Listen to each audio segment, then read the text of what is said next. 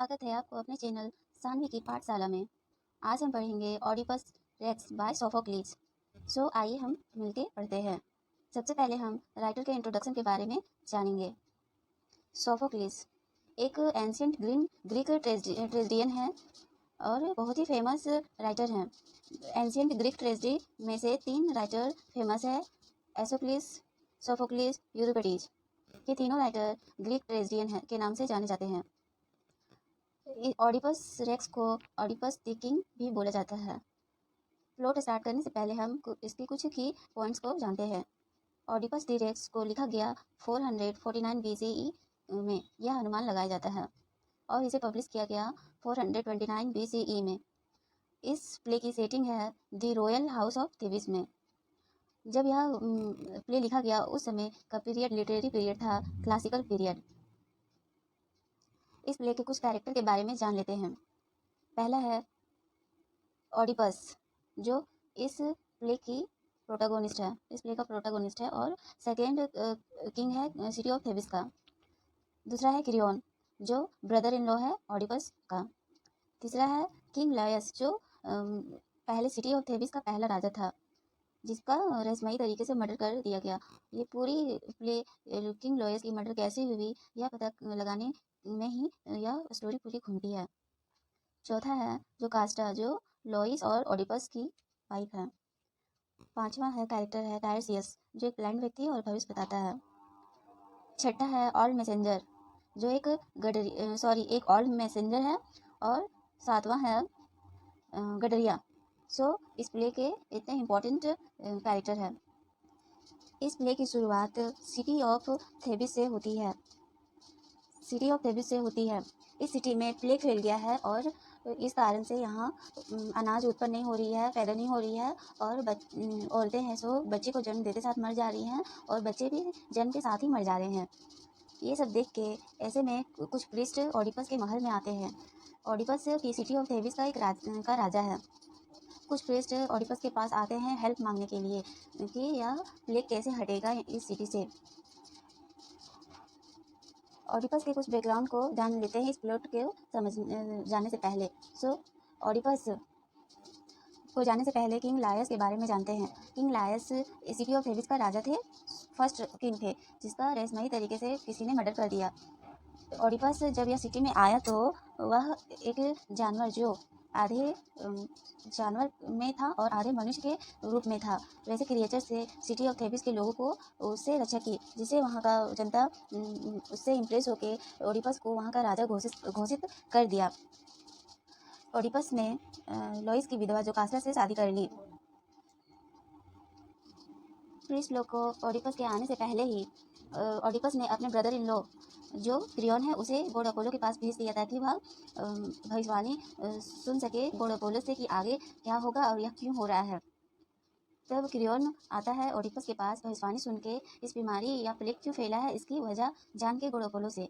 Crayon बताता है कि गॉड अपोलो ने बताया कि यह प्लेग की वजह है किंग लायस की मर्डर। अगर इस मर्डर को खोजा जाए, ढूंढ के निकाला जाए, तो इस प्लेग को हटाया जा सकता है। ऑडिपस यह सुनकर बहुत ही एंग्री हुआ कि किंग लायस को किसने मारा, और उनकी हत्या के कारण, मर्डर के कारण यह प्लेग पूरे सिटी में फैल गया है। वह बहुत ही एंग्री हो गया और उसने कसम खा ली कि वह मर्डर को जरूर ढूंढ निकालेगा, चाहे कुछ भी हो जाए। तब उसने पूरे पब्लिकली अनाउंस किया कि वह अगर कोई जनता उस कातिल को जानता है या उससे कोई रिलेटेड उनके पास जानकारी हो तो वह तुरंत ऑडिपस को बताए।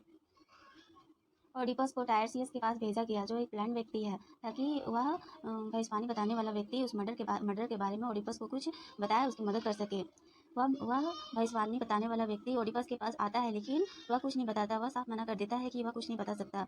तभी ऑडिपस बहुत ही गुस्सा हो जाता है और वह बोलता है कि तुम भी उस मर्डर के साथ मिले हो, इसलिए तुम मुझसे यह बात छिपा रहे हो, नहीं तो तुम जरूर मुझे बताते।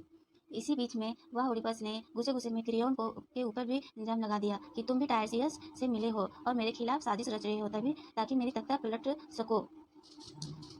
ऑडिपस तभी इसी बीच वह डिक्लेयर करता है कि वह क्रियोन को जान से मार देगा या सिटी से बाहर निकाल देगा।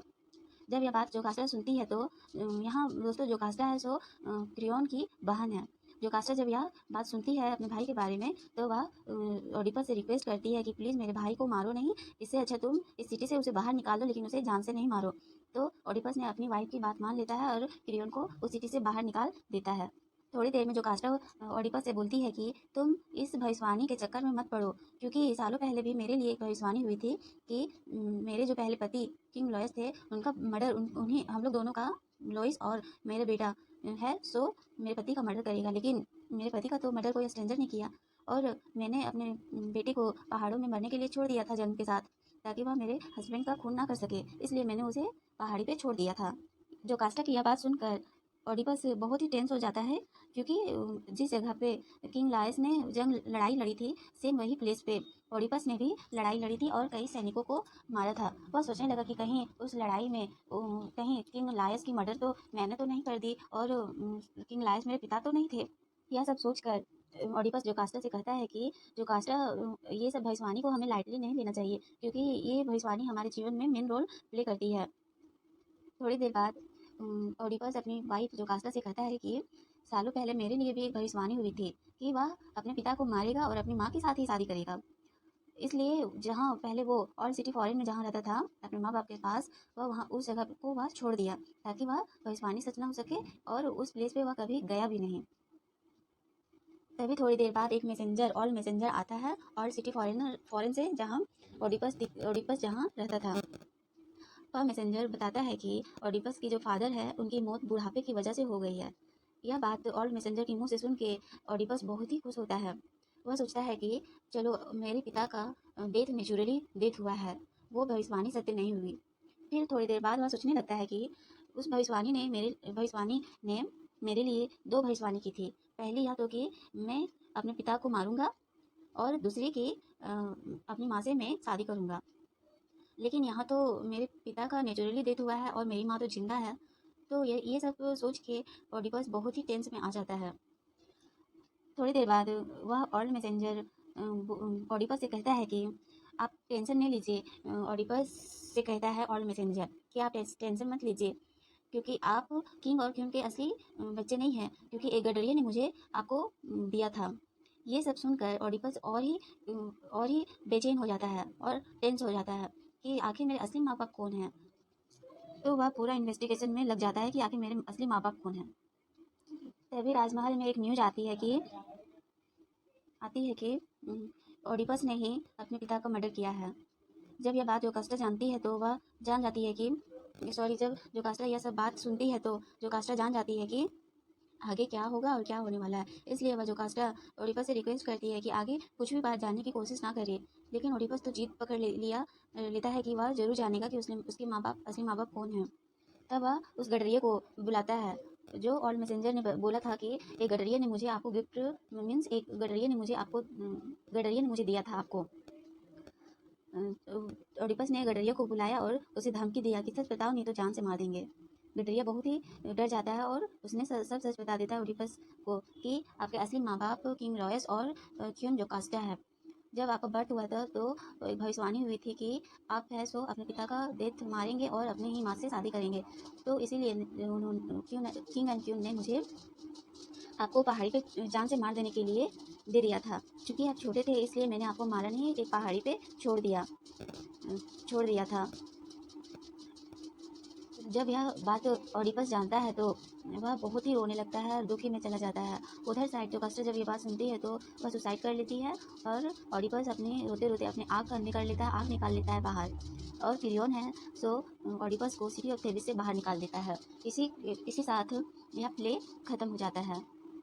सो आज के लिए बस इतना ही। उम्मीद करती हूँ कि मेरी छोटी सी प्रयास आपको पसंद आई होगी। बाय।